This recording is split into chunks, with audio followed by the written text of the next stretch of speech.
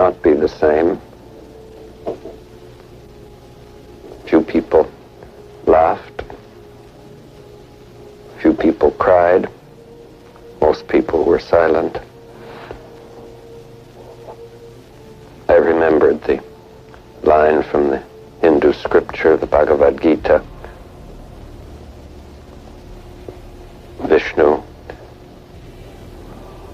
is trying to persuade the prince that he should do his duty, and to impress him takes on his multi-armed form and says, "Now I am become death, the destroyer of worlds."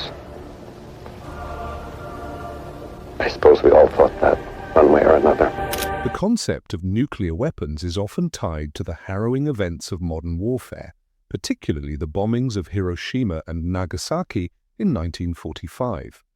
Yet, an intriguing theory has emerged among researchers and enthusiasts, suggesting that descriptions in ancient Indian texts like the Mahabharata and Ramayana hint at the existence of advanced technologies, potentially including nuclear weapons, in ancient times. This controversial idea finds support in the enigmatic reflections of J. Robert Oppenheimer, the father of the atomic bomb, whose fascination with Indian philosophy and literature shaped his worldview.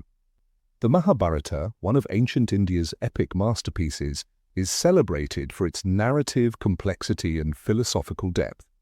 Within its verses lies the depiction of the Brahmastra, a weapon described as possessing unparalleled destructive power, capable of annihilating entire civilizations.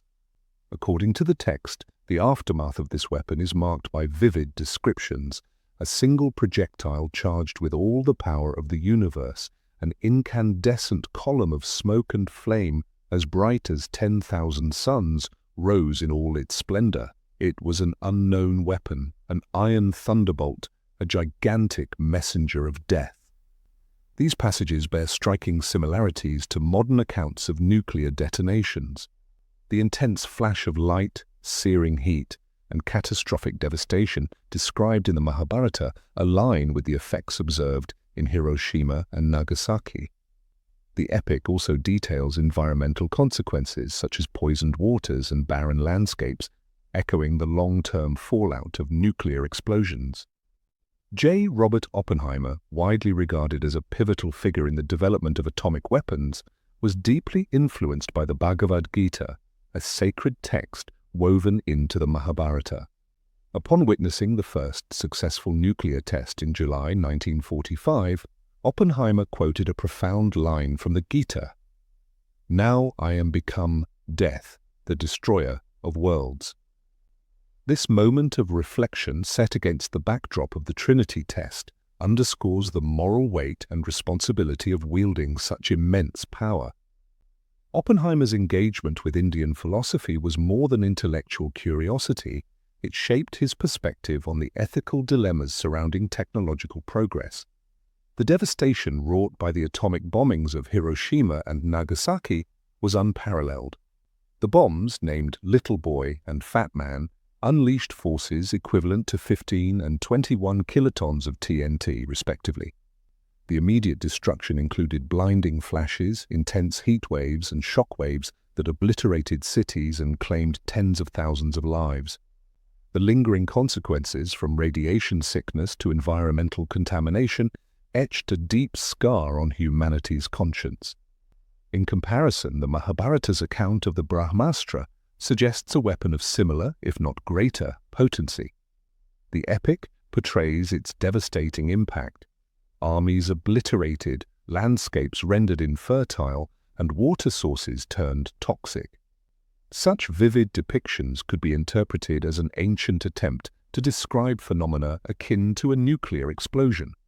Critics of the ancient nuclear weapons theory argue that these descriptions are allegorical, serving to convey the moral and spiritual ramifications of unbridled power rather than literal events.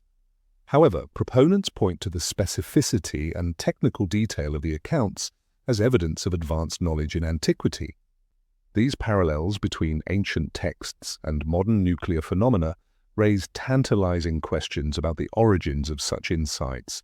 If ancient civilizations did possess advanced technologies, how might this knowledge have been lost?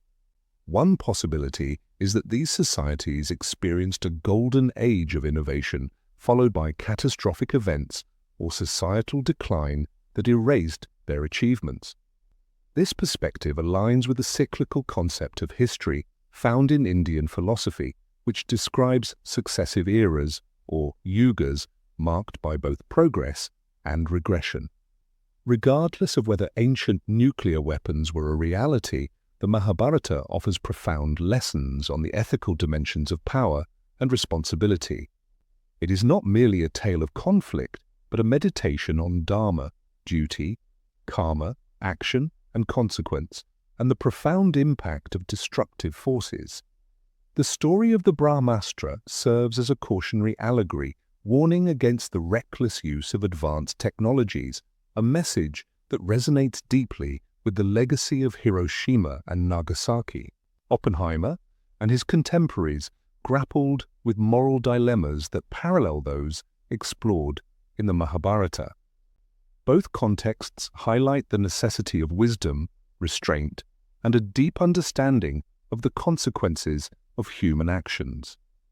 The suggestion that ancient Indian epics might encode references to advanced technologies is a fascinating convergence of history, mythology, and science. While the evidence for ancient nuclear warfare remains speculative and open to interpretation, the similarities between the epic descriptions and modern nuclear phenomena invite us to explore the boundaries between myth and reality. Figures like Oppenheimer remind us of the enduring relevance of ancient texts, inspiring reflections on the nature of power, the responsibilities that come with knowledge, and the ethical challenges of progress. Whether as allegorical tales or records of forgotten achievements, the Mahabharata and similar works provide timeless insights into humanity's quest for understanding and mastery over the forces that shape our world. In conclusion, the theory of ancient nuclear technologies sparks intriguing avenues of exploration, bridging the past and present.